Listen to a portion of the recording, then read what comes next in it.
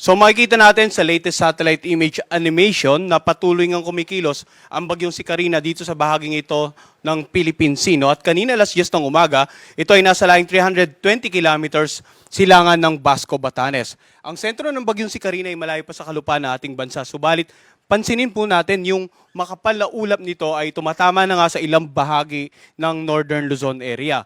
Taglay ng typhoon na si Carina ang lakas ng hangin na umabot hanggang 140 kilometers per hour malapit sa gitna nito. Ang pagbugso naman naabot na hanggang 170 kilometers per hour. Sa ngayon, kumikilos ito pahilaga sa bilis naman na 15 kilometers per hour. So dahil sa kaganapang ito, mayroon po tayong nakataas na Tropical Cyclone Wind Signal number 2 dito sa may bahagi ng Batanes, no? Dito sa Itbayat, Basco, Mahataw, Uyugan at Ibana. Pag sinabi nating warning signal number 2, makakaranas ng masungit na panahon, mga pag-ulan na pwedeng magdulot ng mga pagbaha, lalo-lalo sa mga low-lying areas, pag-uho naman ng lupa sa mga lugar na malapit po sa paanan ng bundok. Yung mga karagatan sa paligid ng lugar na may warning signal number 2, inaasahan din natin na magiging maalon hanggang sa napakaalon. Samantala yung mga lugar na naka-highlight naman ng light blue, ito naman yung lugar na mayroon tayong tropical cyclone wind signals, no? Sa natitirang bahagi ng Batanes, sa buong Cagayan kasama ang Babuyan Island, sa eastern portion ng Isabela, dito sa northern portion ng Apayao, warning signal number 1 din sa northern portion ng Ilocos Norte, northern portion ng Aurora, dito sa may bandang Pulilo Island, Calagwas, dito sa northern portion ng Catanduanes. Yung mga lugar naman na may warning signal number 1, patuloy pa rin makakaranas ng mga pag-ulan, paminsan-minsan pagbugso ng hangin. So ano nga ba inaasahan natin? Himayin natin yung epekto ng bagyong si Carina sa ilang bahagi ng ating bansa. Unahin natin yung mga pag-ulan na dulot nito.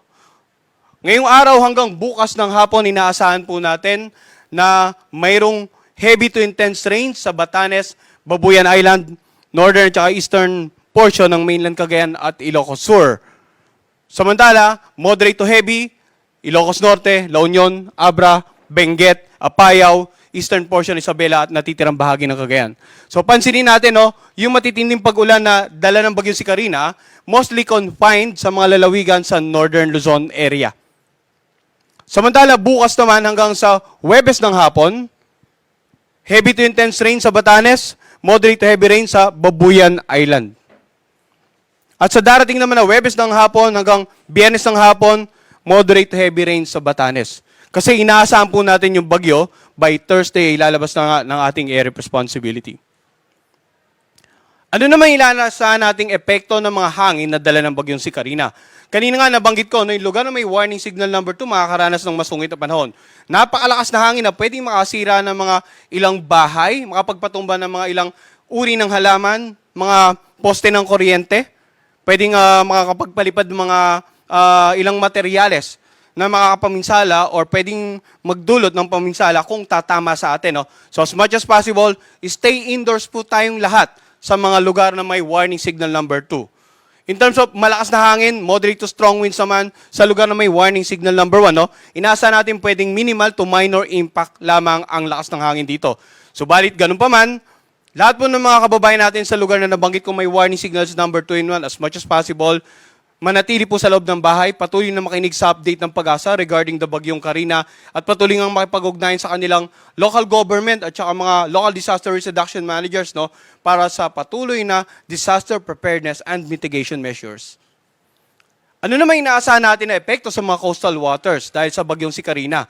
Pero isasama na rin natin yung epekto ng pinagsama epekto ng bagyong si Carina at ang habagat sa iba't ibang bahaging karagatan ng ating bansa. Sa ngayon, nakataas tayo ng gale warning dito nga sa mga karagatan sa paligid ng Batanes at Babuyan Island. Automatic po yan pag may gale warning, no? As much as possible, wag nang bumiyahe ng mga uling sakyang pandagat sa mga lugar na may gale warning.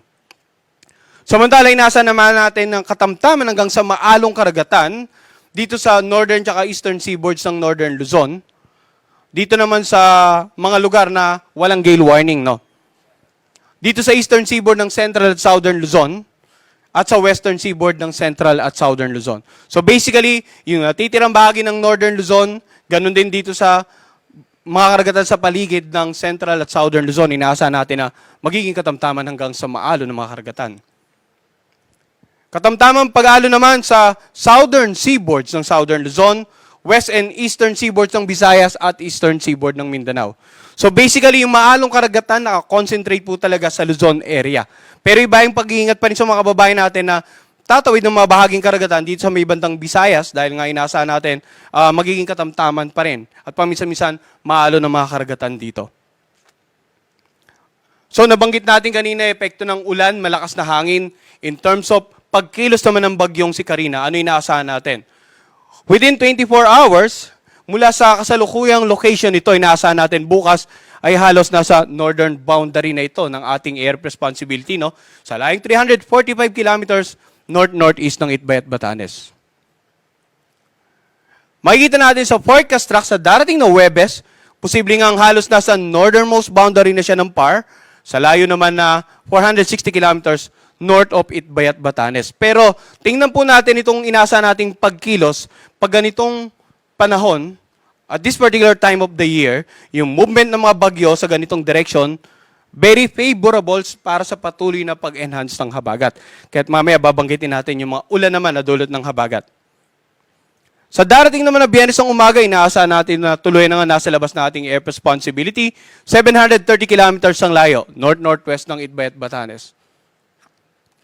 At sa Sabado ng umaga, basically, inaasahan natin tropical depression na lamang ito, no? Sa layo naman na 1,115 kilometers north-northwest na extreme northern Luzon. Yan po inaasahang pagkilos ng bagyo. Makikita rin natin na hanggat hindi pa nakakalabas ng ating air responsibility, posibleng typhoon category pa rin ito. Kaya patuloy inaasahan natin pag-ibahin ito ng habagat, patuloy itong mananatiling banta, lalo na sa mga lalawigan sa may bandang northern Luzon area in the next 24 to 48 hours.